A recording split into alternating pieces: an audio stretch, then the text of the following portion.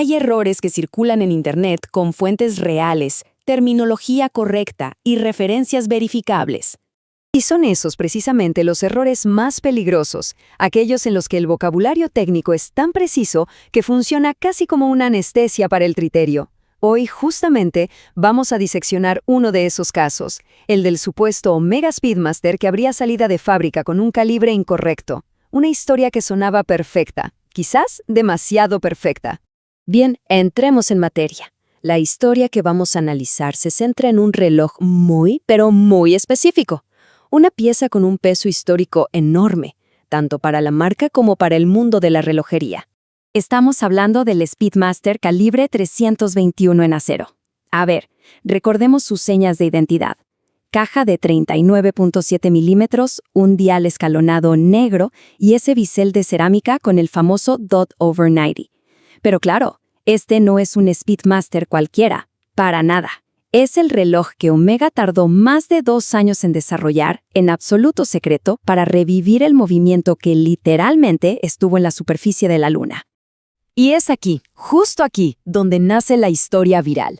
La narrativa que se esparció era que una de estas piezas había llegado al mercado con un calibre 3861 en su interior, en lugar del legendario 321. Se vendía la idea de que era una pieza única, certificada, con su garantía oficial, un supuesto error de fábrica que la convertía de la noche a la mañana en una increíble rareza para coleccionistas.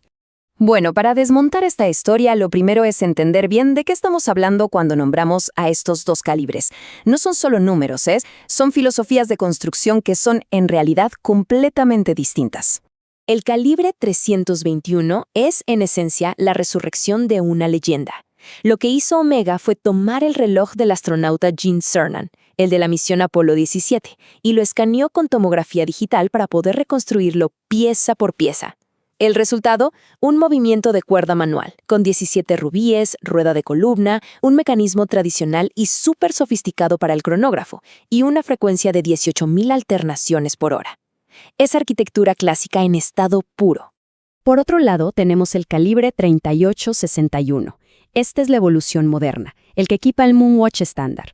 También es de cuerda manual, sí, pero las similitudes, digamos, fundamentales terminan ahí. Este tiene 26 rubíes, escape coaxial, esa gran innovación de Omega para mayor eficiencia, certificación Master Chronometer por metas y una frecuencia más alta, de 21.600 alternaciones por hora.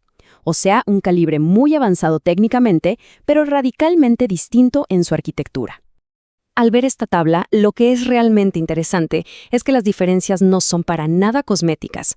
No es solo la cantidad de rubíes o la reserva de marcha. Estamos hablando de geometrías, de arquitecturas y de propósitos de diseño que no tienen nada que ver el uno con el otro. Y es justo aquí donde la historia viral empieza a chocar con la física. Pasemos entonces al primer argumento decisivo, el que tiene que ver justamente con la física y la geometría del reloj. Este es probablemente el más irrefutable de todos. La pregunta clave aquí es esta. ¿Se puede simplemente sacar un movimiento y poner el otro como si fueran piezas de Lego? La respuesta corta es un no rotundo, y la razón es puramente mecánica. Miren, la caja del Speedmaster calibre 321 fue diseñada específicamente para alojar ese movimiento, y solo ese. La propia arquitectura del 321 es la que define la posición exacta milimétrica de los pulsadores del cronógrafo. ¿Qué pasa? Que el calibre 3861 tiene una huella mecánica distinta. Dicho de una forma más simple, los orificios de los pulsadores en la caja sencillamente no alinearían con los mecanismos del calibre. No es un error de montaje que alguien pudiera cometer por distracción. Es fundamentalmente una incompatibilidad geométrica. Pero bueno, si el argumento físico no fuera suficiente, hay un segundo que, la verdad, clausura la conversación por completo. Y este tiene que ver con la lógica de manufactura, con cómo se hacen las cosas. Es que los Speedmasters con calibre 321 no se producen en una línea de ensamblaje industrial, para nada. Existe un atelier dedicado en la manufactura de Omega en Vienne, donde un único relojero monta cada movimiento de principio a fin. Y no solo eso, el proceso es increíble.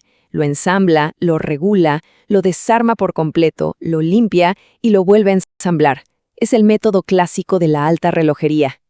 Esto, por supuesto, limita muchísimo la producción.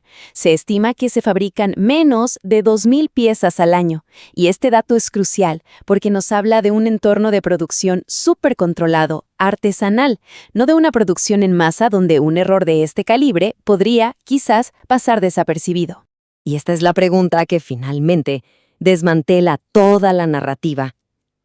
¿Cómo es posible que un calibre 38-61 destinado a la línea de producción estándar llegue a la mesa de un maestro relojero en un taller dedicado que trabaja con esa cadencia y con ese nivel de control absoluto? La respuesta, la verdad, no requiere un peritaje, simplemente requiere lógica. Con todo esto sobre la mesa, llegamos al veredicto. Y una se pregunta, ¿por qué una historia tan frágil se volvió viral? Pues porque estaba construida de una forma muy inteligente. El punto crucial es este: la historia usó elementos reales. La referencia del reloj es la correcta. Los términos como Master Chronometer o Dot over 90 también son correctos. Lo que se hace es mezclar datos verificables con una premisa que es mecánicamente imposible, esperando que la gente no se haga las preguntas correctas. Así, exactamente así es como funciona la desinformación sofisticada. Y aquí es donde entra en juego el verdadero conocimiento.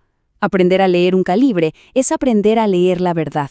No se trata solo de acumular datos o de repetir vocabulario técnico, sino de desarrollar el criterio para entender la mecánica. Los componentes, la arquitectura, esas son las cosas que, al final, no mienten. Así que el gran aprendizaje que nos deja esta historia es ese. La próxima vez que una supuesta rareza de fábrica explote en Internet, hay que recordar esta lección. La mecánica es honesta. Los piñones y los puentes no mienten. Las historias, las notas de prensa, a veces sí. Si este análisis ayudó a afinar el criterio, dale like y compártelo con alguien que aprecie la cultura relojera de verdad. Suscríbete al canal si aún no lo has hecho y activa las notificaciones para no perderte lo que viene. En The 1960 Company seguimos construyendo cultura relojera, sin atajos y sin relleno.